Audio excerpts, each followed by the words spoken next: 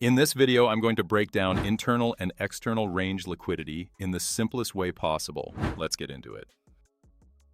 The first thing we are going to do is clearly define internal range liquidity and external range liquidity, because if you do not understand the difference between these two, you will constantly be confused about where price is likely to move next.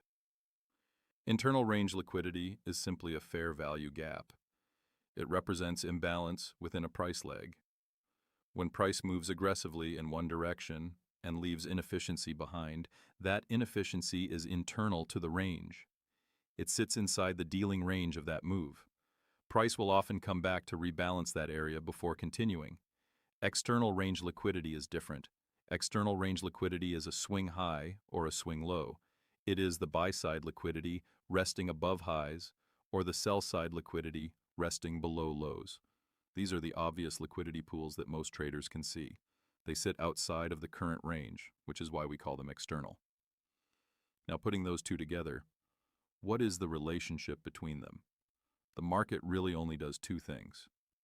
It either reaches for old highs or old lows, which is external range liquidity, or it seeks to rebalance inefficiency, which is internal range liquidity in the form of a fair value gap. Understanding this makes price action much simpler. After price takes external range liquidity, meaning it runs a swing high or swing low, it will often seek internal range liquidity next.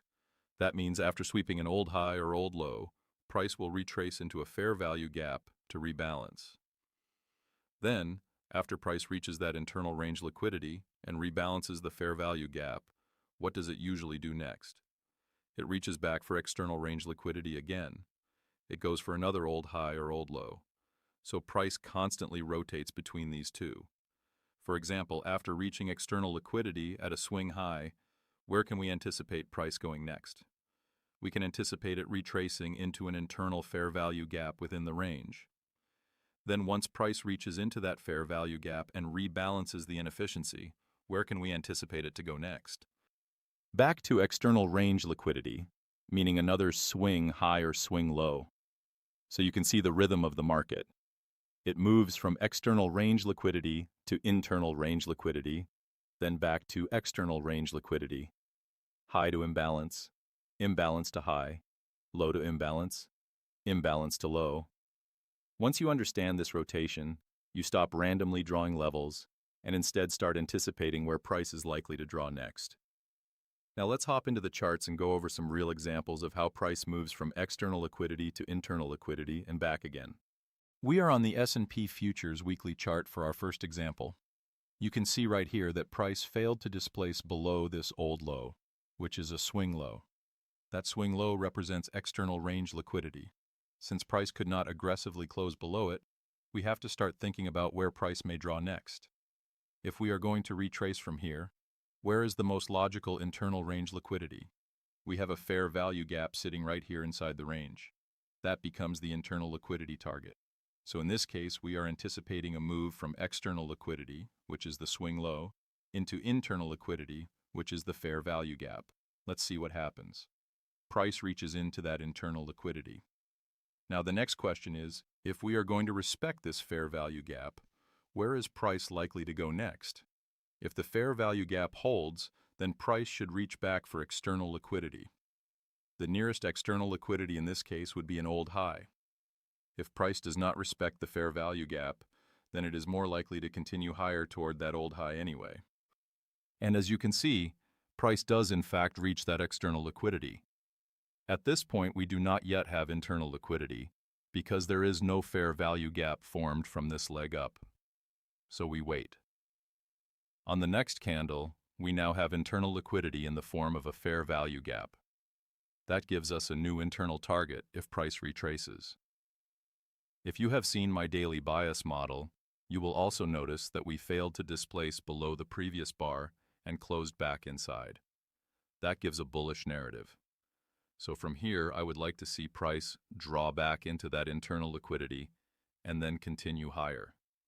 Price reaches into the internal liquidity. Now, if we are going to respect this area and rotate lower, where is price likely to go? Back to external liquidity. That would be a swing low. And that is exactly what happens. Price trades down into external liquidity again. Now, do we have a fair value gap? Not yet. So there is no internal liquidity formed from that move. On the next move, we finally get a fair value gap. If we zoom out, you can also see we just took this low over here, which is external liquidity. So now we can anticipate a potential move from external liquidity back into internal liquidity. Instead, what happens is price displaces aggressively over that fair value gap, creating an inversion. That shifts the narrative bullish. If that inversion is respected, I now want to see price reach for the next external liquidity, which would be an old high. Ideally, I would like to see a retracement into internal liquidity before reaching for that high. But as you can see, it does not always happen perfectly. In this case, price simply continues higher without giving the clean retracement. That is important to understand. These concepts do not guarantee perfection. They provide narrative and bias. Understanding the relationship between internal and external liquidity allows you to frame directional bias. This is a weekly chart. So if you can correctly identify the rotation between external and internal liquidity on the weekly time frame, that can give you directional bias for the entire week. Now let's hop into some top-down examples and look at how to use this higher time frame relationship to refine entries on lower time frames. For our first top-down example, we are going to look at gold on the 60-minute chart. If you notice here, we have a fair value gap that price is currently respecting. That fair value gap represents internal range liquidity. Now, if we are going to continue lower from this area, where is price most likely to draw toward? The obvious target would be this old low, which represents external range liquidity. So on the hourly chart, we have a clear narrative. Price is respecting internal range liquidity, and the logical draw is external range liquidity at the old low. That gives us our higher time frame bias. With that bias in mind, we now drop down to lower time frames to look for short setups that align with this idea. Here we are on the 5-minute chart. You can see prices trading inside a fair value gap on this time frame as well. Since our higher time frame bias is bearish, we are only interested in short setups targeting that old low on the hourly chart. I will wait for the start of my session because I want volatility and liquidity to come into the market. Once the session begins, I am focused strictly on short setups. Price displaces down. At this point, I could enter at this fair value gap.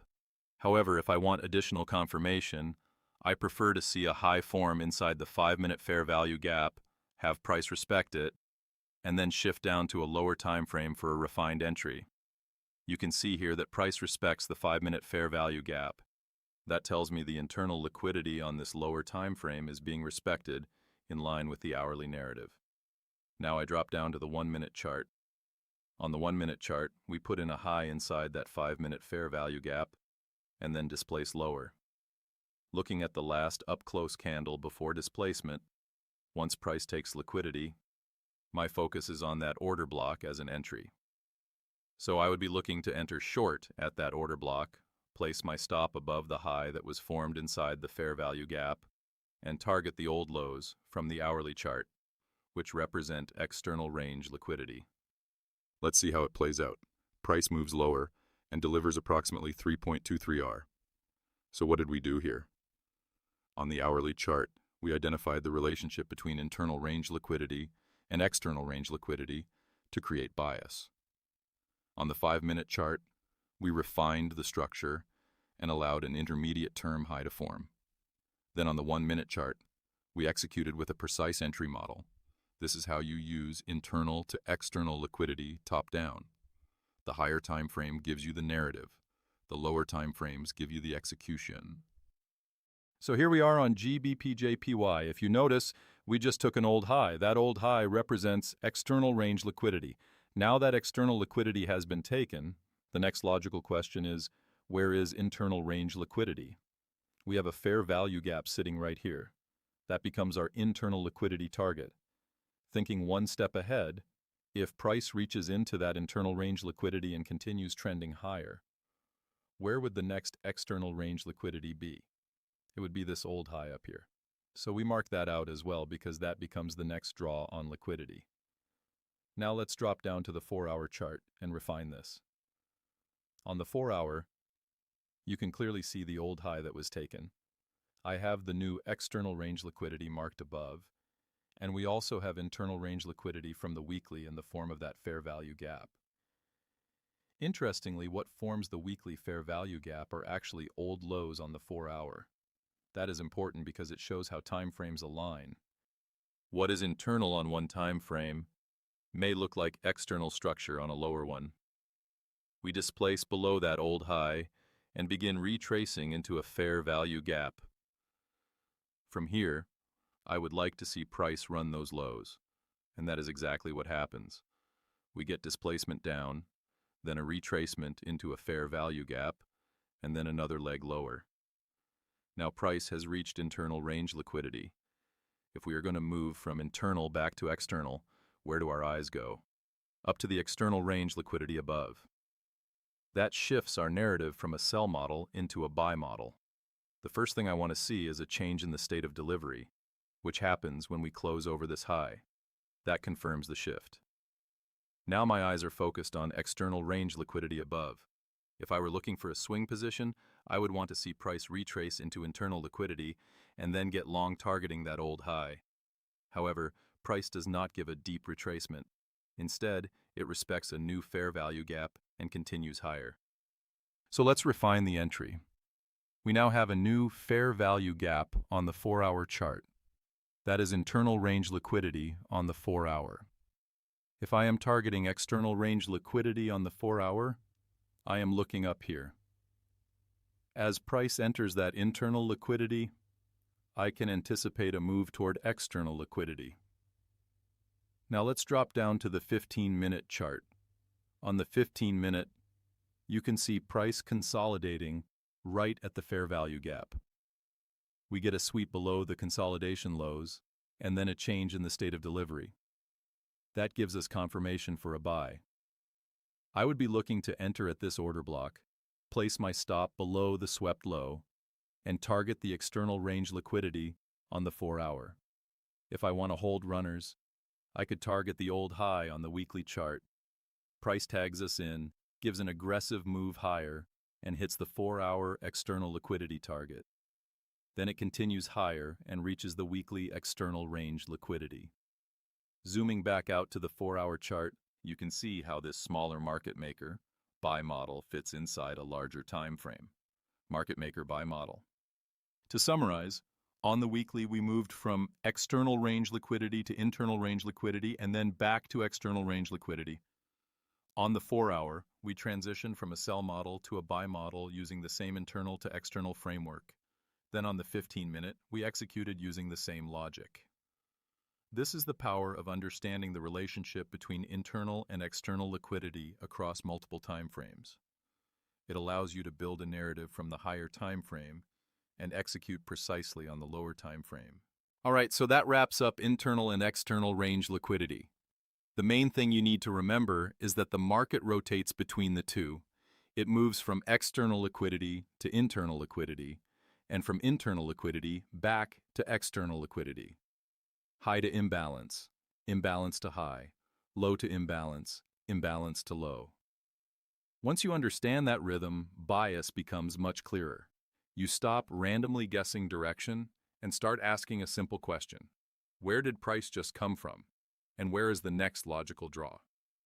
When you apply this top-down, using the weekly or 4-hour for narrative and the lower time frames for execution, it becomes a very structured way to trade. Do not just memorize definitions. Go into your own charts and practice marking internal and external liquidity across multiple time frames. That is where the real understanding comes from. If this helped you, make sure you like the video, subscribe to the channel, and share it with someone serious about improving. I will see you in the next one.